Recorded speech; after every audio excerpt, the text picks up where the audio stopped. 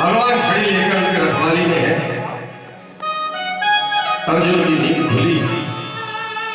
अर्जुन ने कहा गोपाल आप सोए नहीं? कृष्ण ने पूछा अर्जुन तुम्हें नींद आती है क्या?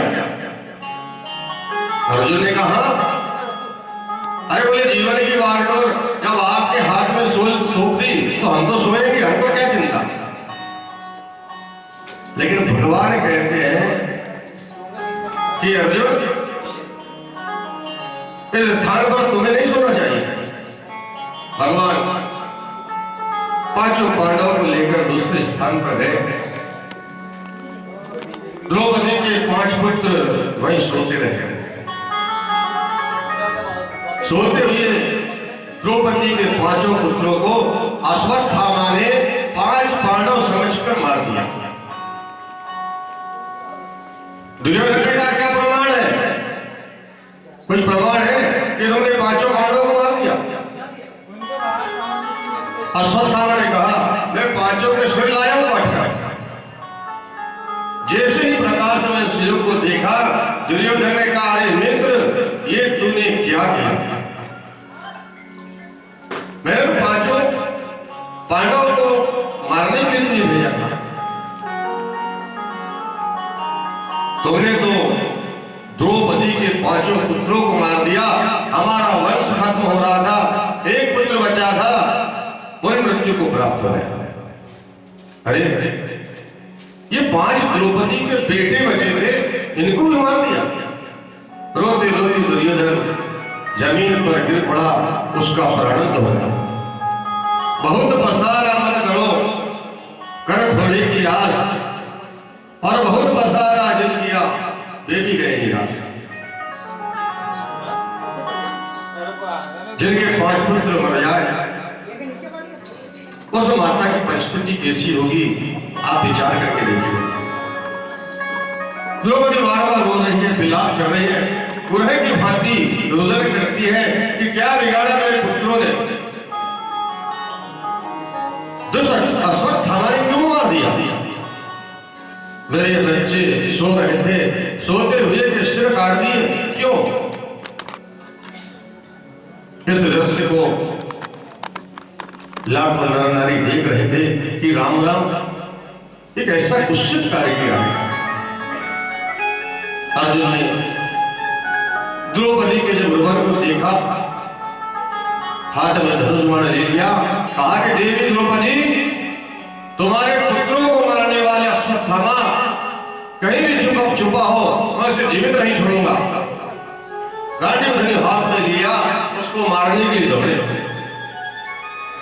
अश्वत्थामा ने देखा कि अर्जुन हमें मार देगा, अपना ब्रह्मास्त्र चला दिया। आकाश मार्ग से विशाल ब्रह्मास्त्र को आते देखकर अर्जुन कृष्ण के चरणों में गिर गए। कृष्ण कृष्ण महाभावो भक्त नाम भयंकर, कन्हैया मुझे बचाओ, ये ब्रह्मास्त्र मुझे जलाकर भस्म कर देगा। गोविंद ने अर्जुन से कहा डरते क्यों हो? कभी कभी विष की औषधि विष होती है। कांटे को कांटे से ही निकालते हैं, लोहे को लोहे से ही काटते हैं। ऐसे ही ब्रह्मास्त्र को शांत करने का तरीका दूसरा ब्रह्मास्त्र है। अर्जुन ने अपने ब्रह्मास्त्र को चलाया, दोनों ब्रह्मास्त्र टकराकर शांत होकर नीचे गिर पड़े। अर्जुन ने तोड़कर अश्वत्थामा के केश पकड़कर खींच लाया। लाखों नर नारी बैठे। अर्जुन ने कहा द्रौपदी तुम्हारे अबोध बच्चे को मारने वाले अश्वत्थामा हमारे गुरुदेव के चरित्र पर एक कलंक है। लोगों ने कहा द्रोणाचार्य के पुत्र होकर तुम्हारा ऐसा निष्कृष्ट कामोज निवास नीच कर्मकृति देख न सकई पराई कृति। अर्जुन ने कहा देवी हमारे संविधान के अनुसार मृत्यु का दंड भी मृत्यु है। जिसने हमारे सोते पुत्रों को मारा है, इसलिए संविधान के अनुसार इसको उसको भी 5 बार मरना चाहिए, लेकिन संभव नहीं है, मरेगा तो एक बार ही। तुम बताओ कैसे मारो? जमीन में गाड़ कर मारो, जलती हुई आग में फेंक कर मारो, उसके शरीर के टुकड़े टुकड़े करके शेर के सामने डाल दो, तुम बताओ कैसे मारो? अब आप विचार कीजिए। देखिए कि भगवान गोविंद जिसे बहन कहते हैं, कन्हैया जिसे सखी कहता है, कृष्ण के चरणों में जिसे अनन्य श्रद्धा है, उसके मन में करुणा क्यों नहीं होगी? द्रौपदी ने अर्जुन की ओर इशारा किया और कहने लगी, मुच्यता मुच्यता में घर ब्राह्मणों नितराम लोग, मुझे छोड़ दीजिए, इसे क्या मिलेगा मारकर? अर्जुन ने कहा, क्या कहती हो तुम? इस पापी को छोड़ दे, जिसने तुम्हारे 5 पुत्रों को मार दिया, उसे छोड़ दे। बोले, इसे मारने से मेरे पुत्र वापिस तो नहीं आ सकते, मैं भी एक मां हूं, और एक मां ही दूसरे मां की अंतर हृदय वेदना को समझ सकती है। आज मैं अपने पुत्रों के लिए रो रही हूं, तो ये तो अपनी मां का इकलौता पुत्र है, क्या गौतमी माता रोएगी नहीं? द्रोणाचार्य महाराज की विधवा रोएगी नहीं? और उनको रोने देना क्या आपको अच्छा लगेगा? इसलिए मेरा आपसे निवेदन है कि आप इन्हें मत मारिए, क्योंकि गुरु द्रोणाचार्य ने जो धनुर्विद्या आपको सिखाई वे अपने पुत्र को भी नहीं दी। क्या भूल गया? इन्हें मालूम नहीं ये गुरु पुत्र है। अर्जुन ने सोचा कि इन्हें तो करुणा आ गई, और राजनीति संविधान में करुणा नहीं होती, सट के साथ सटता का व्यवहार करना ही चाहिए। पर इसके नतीजे तो निश्चित है, बच नहीं सकता। युधिष्ठिर जी महाराज से पूछा, बताइए इसे मारे या नहीं मारे? युधिष्ठिर जी ने कहा कि जैसा धर्म ग्रंथों में लिखा है वैसा ही करें। भीमसेन ने कहा कि अर्जुन, तुम इसे नहीं मारोगे तो मैं इसे मारूंगा, और इसे पापी को मारने से पाप नहीं लगता। नकुल सेन ने भी कहा कि मजले में ठीक कह रहे, मारना ही चाहिए उसे, लेकिन द्रौपदी दया का स्वरूप है, वह कहती है मत मारो, भगवान खड़े हैं। अर्जुन ने कृष्ण के चरण पकड़कर कहा, कन्हैया मेरा मार्गदर्शन करो, क्या करूं? भगवान ने बहुत सुंदर बात कही। कहा, अर्जुन शास्त्र कहते हैं ब्राह्मण कैसा भी क्यों न हो उसे कभी मारना नहीं चाहिए, और बालकों का हत्यारा कोई भी हो उसे छोड़ना भी नहीं चाहिए। और ये ब्राह्मण है, इसे मारने का तुम्हारा कोई अधिकार नहीं, और ये बाल हत्यारा इसे छोड़ना ही पाप होगा, इसलिए मारो ही मत और छोड़ो ही मत। तो पूरी सभा में सन्नाटा छा गया।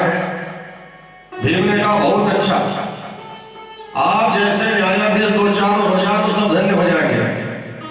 कि पूजिए विप्र सकल गुण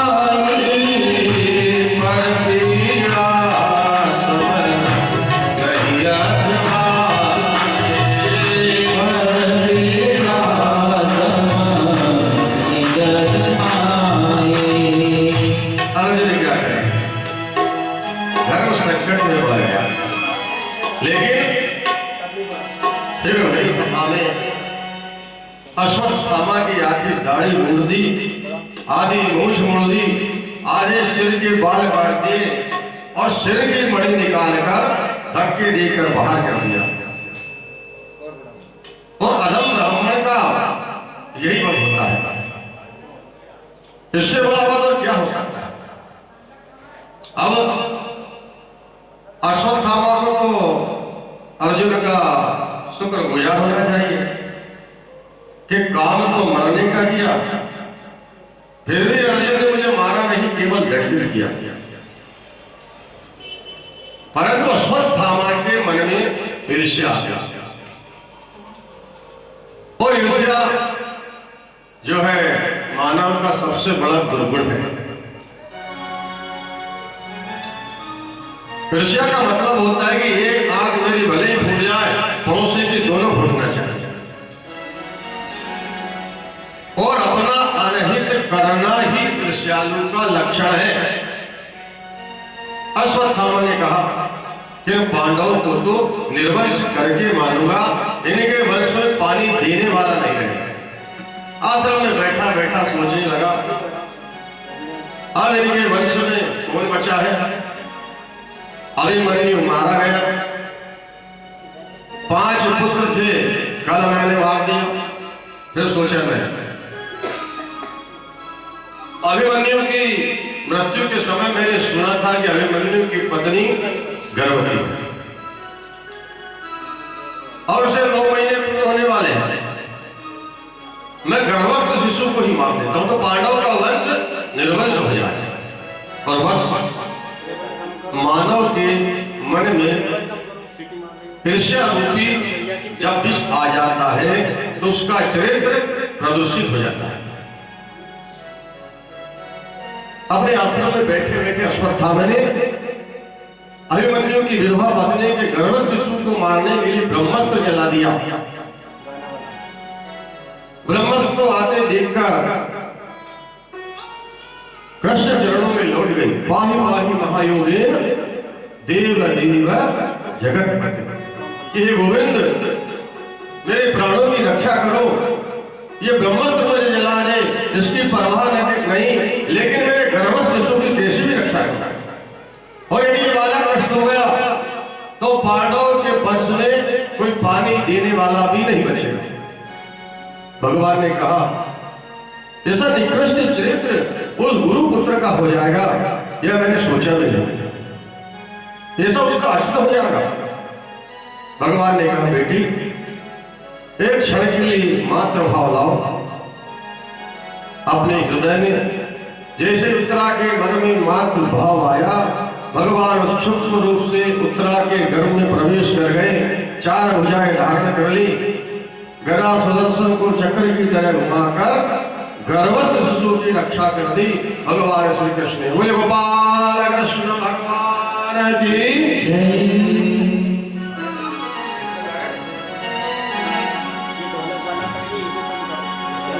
वीरो राधा रमण गिरधारी, गिरधारी श्याम वनमाली। वीरो राधा रमण गिरधारी, गिरधारी श्याम वनमाली। वीरो राधा रमण गिरधारी, गिरधारी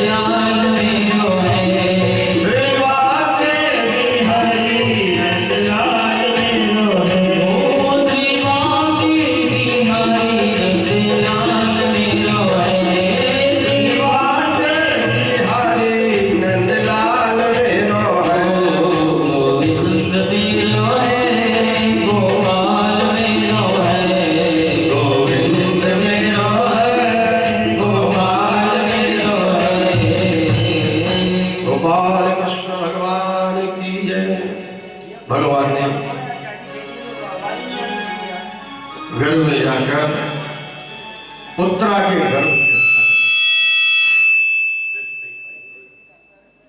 बोली वृंदावन बिहारी लाल की जय। और जैसे भगवान के सामने जीव की कोई चालाकी नहीं चलती, वैसे भक्तों के सामने भगवान की भी चालाकी नहीं चलती। माता कुंती सब समझ गई कि श्री कृष्ण ने पौत्र वधु के घर में प्रवेश कर मेरे पौत्र की प्राण रक्षा की, मेरे वंश को निर्वंश करने से बचाया।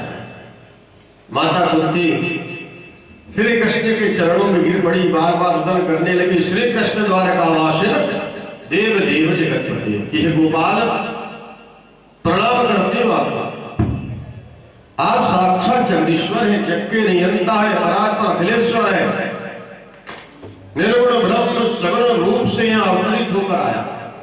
प्रभु ने कहा बुआ जी क्या कहती है, मुझे भगवान बताती हो। प्रभु ने कहा मैं तो आपका भतीजा हूं, आपके भाई का सबसे छोटा पुत्र हूं। कुंती बोली ये नाटक तुम्हारा विचित्र लगता है, किसी को बुआ बनाते हो, किसी को बुआ बनाते हो, पर ये भूल जाते हो सबके प्रभावक तुम ही हो। कुंती कहती मुझे आज प्रणाम करने से कोई नहीं रोक सकता।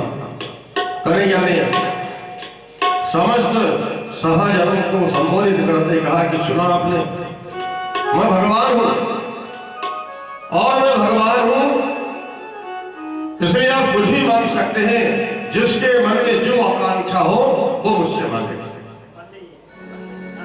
युधिष्ठिर जी सबसे बड़े हैं, इसलिए पहला बार इनको मांगना चाहिए। महात्मा युधिष्ठिर ने कहा गोविंद आज देने की कहते तो एक ही वर दे दो, जीवन में कितनी विषम परिस्थिति आए मैं कभी सत्य से पीछे नहीं हटूंगा।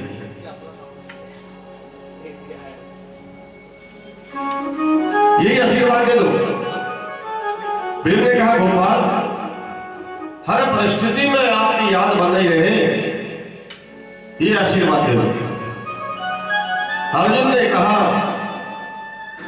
कि मैंने आपको गुरु माना है और ये भाव कोई मन से न जाए, आप ऐसा आशीर्वाद दे।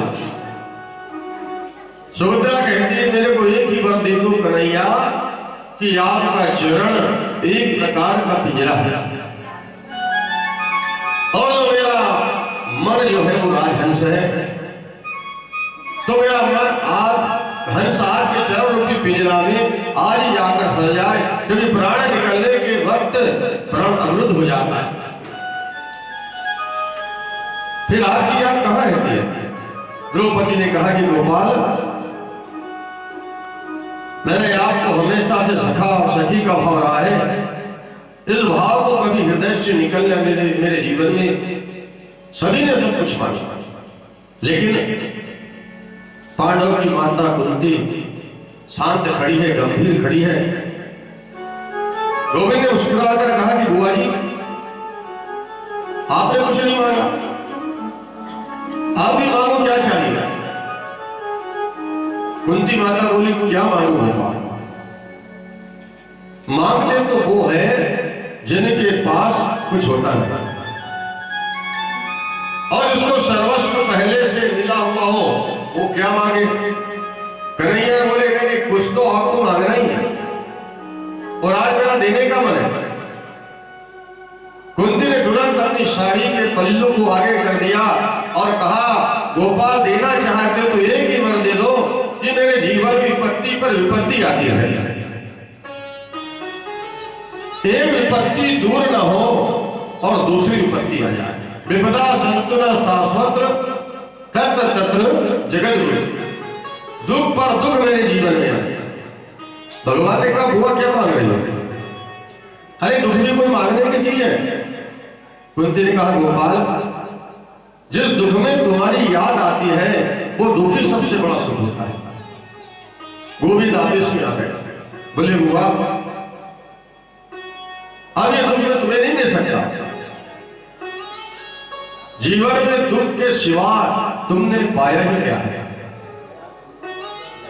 अब कुंती के चरित्र पर एक नजर डालकर देखें। कुंती का जन्म हुआ मथुरा में सूरसेन के यहाँ। जन्म लेने के बाद ही इनको कुंती को राजा ले गए और इनका वास्तविक नाम है प्रथा। कुंती को राजा ने अपना नाम धर दिया, कुंती नाम रख दिया। इनका जन्म कहीं हुआ है, पालन दूसरे घर में हुआ है, और इस बालक का जन्म कहीं और पालन दूसरी जगह हो, उसका बचपन सुख से व्यतीत नहीं होता है। बचपन कुंती माता का बड़े कष्ट में व्यतीत हुआ। किशोर अवस्था ने कुंती को पार किया, कुंती का विवाह हो गया और विवाह हुआ तो ऐसे पुरुष के साथ जो जन्म से पीलिया के रोग से ग्रसित था। माद्री और कुंती दोनों उनकी पत्नी है। कुंती ने सोचा कोई बात नहीं,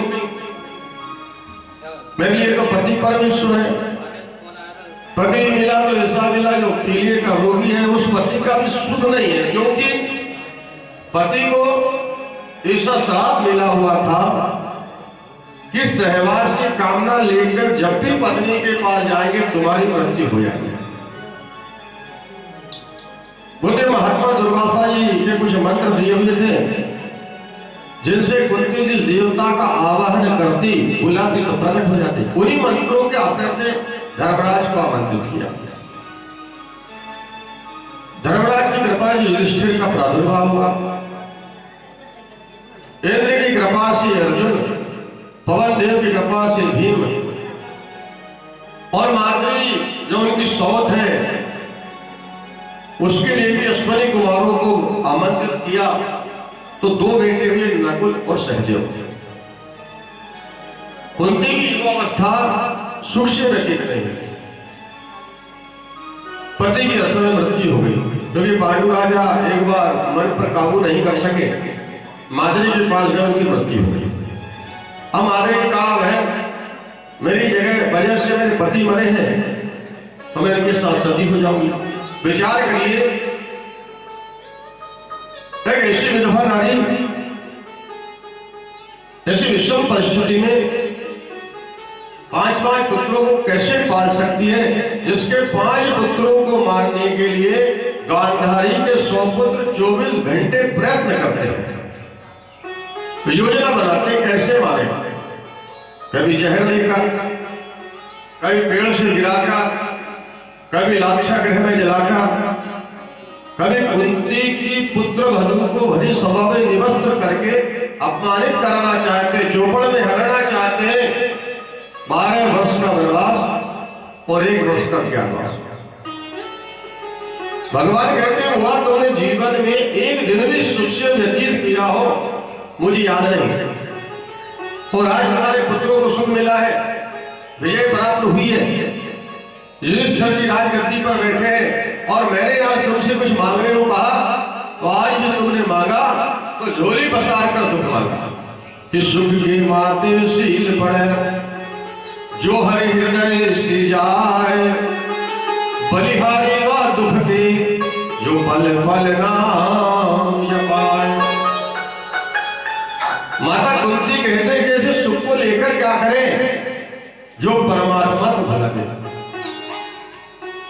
ऐसे सुख को लेकर क्या करें जो कन्हैया की याद भुला दे। अरे ऐसे दुख को सिर पर रखना चाहिए जो कन्हैया की याद दिलाता है, भगवान की याद दिलाता है। विपदो देव विपदः संपदो देव संपदा। विपत्ति को विपत्ति नहीं कहते, संपत्ति को भी संपत्ति नहीं कहा जा सकता। भगवान गोविंद को भूल जाना ही सबसे बड़ी विपत्ति, और कन्हैया की याद रहना ही सबसे बड़ी संपत्ति है। कह हनुमान के विपत्ति प्रभु सोई, और जब तब भजन सुमरन हो। भागवत में लिखा है कि भगवान के चिंतन के बिना 1 मिनट भी निकलना नहीं चाहिए, और निकल जाए तो उसका प्रायश्चित करना चाहिए कि मेरा समय व्यर्थ में क्यों निकला। माता कुंती ने इसलिए दुख मांगा, तो भगवान के पास कैसे रहते? भगवत पर, पुत्रों पर, और जब भी माता के जीवन में दुख आया, भगवान को पुकारा, भगवान ने आकर दर्शन दिया और उनकी रक्षा की। भगवान ने हुआ, मैं तुम्हें दुख नहीं से देख सकता, बहुत दुख होगा आपने। कुंती माता ने कहा कष्ट नहीं दे सकते हो तो एक काम कर सकते हो। बोले क्या? बोले स्नेह की डोर को तोड़ दो। ये संसार रूपी स्नेह की डोरी को तोड़ दो। ये मेरा अपना, ये डोरी को तोड़ दो। मेरी पत्नी, मेरा बेटा, मेरा मकान, मेरी संपत्ति। और देखिए, हम लोग कभी अपनी पत्नी और बेटा के लिए भजन माला फेरने के लिए बैठते हैं क्या? कि मेरी पत्नी, मेरा बेटा, मेरी दुकान। ऐसी माला जब करते किसी को देखा है क्या? पत्नी के लिए माला नहीं फेरते, फिर माला फेरते समय 24 घंटे पत्नी पुत्र की याद बनी रहती है।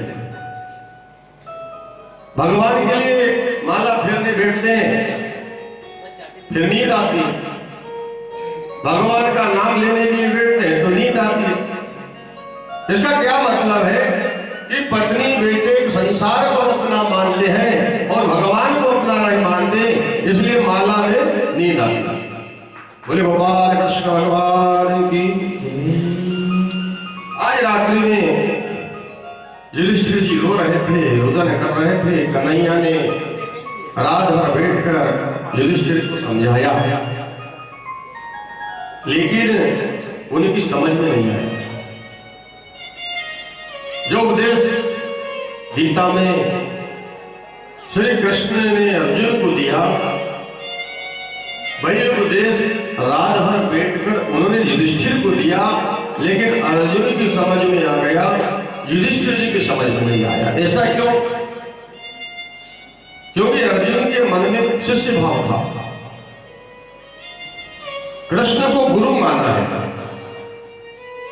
और युधिष्ठिर की दृष्टि में कृष्ण बालक है, इसलिए बालक समझकर उनकी बातों पर गौर नहीं किया गया।